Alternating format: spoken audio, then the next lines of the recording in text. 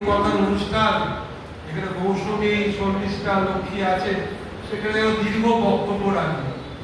আমি একটা দীর্ঘ বক্তব্য রাখছি, সবাই ভালো আছেন তো? ধন্যবাদ। আমার বক্তব্য রাখা শেষ। কবিতা পড়ছি, লিখে যাও।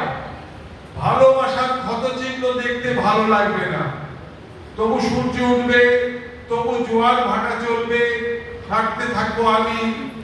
মানুষের ভিড় আমাকে জড়িয়ে রেখেছে যেন একটা বইমেলা। স্বপ্ন কথা লিখে ফেলেছি সাদা পৃষ্ঠায়, যেন চালচিত্র বড় ক্যানভাসে আঁকা পৃথিবীর ছবি, বড় ক্যানভাসে আঁকা পৃথিবীর ছবি। আর মোবাইলে সংযোগ বেড়ে চলে। আমরা হেরে যাওয়া পদাতিক, খেলায় হারা মেতে থাকে।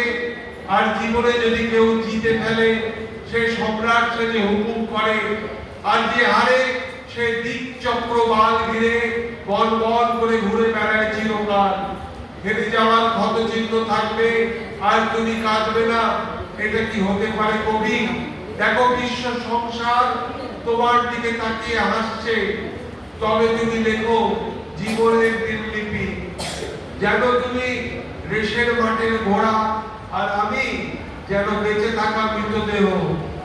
শুকনো নদীর জলহীন খাগে তুমি তৃষ্ণা মেটাতে পারবে না, তাই জল লেখো কবি, এক নদী জল।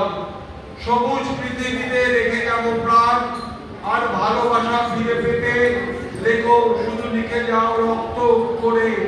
হেরে যাওয়া ভালোবাসা ফিরে আসবে না, শুধু থেকে যাবে ক্ষতচিহ্ন। তুমি কাঁদবে, তুমি নুইয়ে পড়বে মাটিতে, তবু চাঁদ উঠবে, বাতাস বইবে, কোকিলেরা গাইবে গান। বসন্ত এসে গেছে, ভালোবাসার ক্ষতচিহ্ন দেখতে ভালো লাগে না। সবাইকে আমার আবার ভালোবাসা। আর উদ্বোধনী যা বক্তব্য, উদ্বোধনী সঙ্গীতের সময় হয়ে গেছে। ধন্যবাদ।